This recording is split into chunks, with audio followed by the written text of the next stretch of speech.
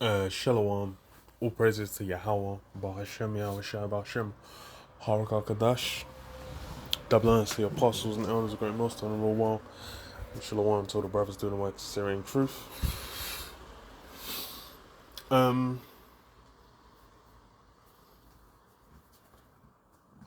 yeah, yeah, Shalom.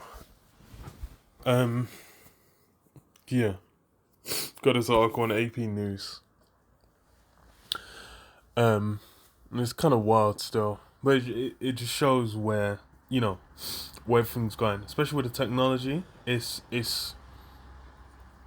really been it's been a thing anyway, because from when this guy's name, man, uh Edward Snowden outed like the NSA was spying on US citizens, and I think there was WhatsApp. They were getting the backdoor to WhatsApp. When the government had a backdoor to WhatsApp, and there was something else as well. I can't remember which other app it was, but there's been a hell of the social media apps where they basically what do you call it, these guys that had the back door to them. So this one says Apple to scan US iPhones for images of child sexual abuse. And yeah, so that's what they're broadcasting. They're saying, oh, we're doing it because of child sexual abuse. But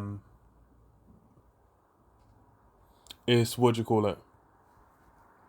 It's something obviously that can be scaled up to be used for pretty much anything they desire. Because of how it works. As Apple unveiled the plan to scan US iPhones for images of child sexual abuse, drawing applause from child protection groups, but raising concern among some security researchers that the system could be misused. Funny thing is like, as soon as you tell people this, I mean, they could just turn off the auto uploading images to iCloud, and then you've defeated the entire purpose. That's why it's this whole thing is bewildering, but that's why I really don't think that what they're saying. Oh, for child and it might be used for that, but I don't even know. From when it's like being reported as a news story, like, hey, we're doing this, then no one ever should upload an image, because they know they're gonna get screwed. But some people are stupid too. So we're raising concerns among some security researchers that the system could be misused, including by governments looking to surveil citizens, which is exactly what it will be used for. The tool designed to detect, designed to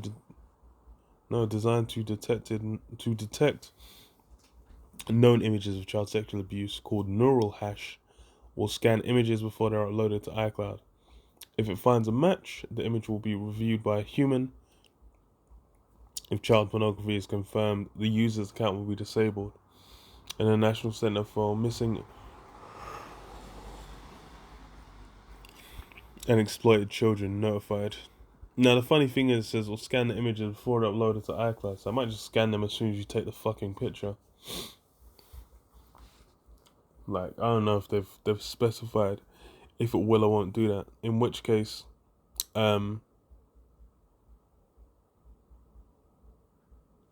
Jesus Christ, these men are just gonna be all up on their iPhone. Says, well, separately, Apple plans to scan users' encrypted messages for sexually explicit content. Bruv, what is the point of encrypting a message if man are gonna unencrypt it and look through what's in there? This is just they're saying no one's gonna say, oh no, you shouldn't look for child abuse images, which is why that's how they're basically getting away with it. It's kind of nuts still. Says the detection system will only flag images that are already in the center's database of known child pornography. Parents snapping innocent photos of a child in a bath presumably need not worry, but the researchers say the matching tool doesn't see such images, just mathematical fingerprints that represent them could be put to more nefarious use. Bruv, regardless, this sounds like a mess, man. Well, it's gonna be scaled up away from just this, man. Because it's like once you have the access to just be like, hey, you're looking at everyone's shit and seeing what's there to check for child porn. And I was like, oh well, you might as well just check for this. You might as well just check for that, and then bang, everything's being checked. And then from when you're looking at messages, oh boy, same thing. They'll just say, okay, well, we'll just look for these words. We'll look for these words too. Just check for the already checking. Funny as hell. Because there was something else as well. Oh, yeah. It was Audacity, which is an app that people use for like YouTube and whatnot a lot. They said that as well. The Audacity app. It's funny. That's an old ass app as well. That shit's been around since like early 2000s. I believe maybe even earlier. That shit's old as fuck. But they've also just recently added a clause where they can basically, I think, listen to or utilize anything you record or anything you put into the program. You know, they can check through it or utilize it. And it's yeah. Now you can see all the cages of the newer, all the, you know, the fences, the bars of the New World Order are closing in. Because it's just like they basically got you locked into certain systems, and that's why it's like Apple. That's why you have these super companies, Amazon, Apple. So everyone will have their Amazon Prime. Everyone's got their Disney Plus. Everyone's got their iPhone. Everyone's renting iCloud. They got fucking millions of images on iCloud and shit. And they'll be like, okay. And then now they start putting in the restrictions and controls. And it sounds reasonable at first, like, oh, we'll just look for child sexual abuse images, which is what they'll say. But then that can be scaled up, and they'll be looking for everything else anyway, because they've already done that. That's Edward Snowden done already out of the thing. So this is Matthew Green, a top cryptography researcher at Johns Hopkins University. One the system could be used to frame innocent people by sending them seemingly innocuous images designed to trigger matches for child pornography that fool Apple's algorithm and alert law enforcement. Fucking hell, that is... Yeah, that's actually wild. Fucking hell, yeah. So someone could just send you some shit. No, not even that. Someone could just be going around, just set up a bot to just send shit to like every image to like random phone numbers in order. And then you're just screwed. Because, yeah, and the police going to come bashing your door, and then they got a justification to bash your head in. Search through everything on your phone, search for your house, all this. That's kind of wild still. Researchers have been able to do this pretty easily, he said, of the ability to trick such systems. Yeah, it's kind of nuts. Bro, this is wild. This just sounds like your privacy is if you got an iPhone, or you use iCloud at all, your privacy has just been fucking shotgunned into space, man. It says other abuses could include government surveillance of dissidents or protesters. What happens when Chinese government says, here is a list of files we want you to scan for, Greenhouse? Does Apple say no? I hope they say no, but their technology won't say no. Yeah. Tech companies, including Microsoft, Google, Facebook, and others, have for years been sharing digital fingerprints for known child sexual abuse images. Apple has used those to scan user files stored in its iCloud service, which is not as securely encrypted as its on-device data for child pornography. Apple has been under government pressure for years to allow for increased surveillance of encrypted data,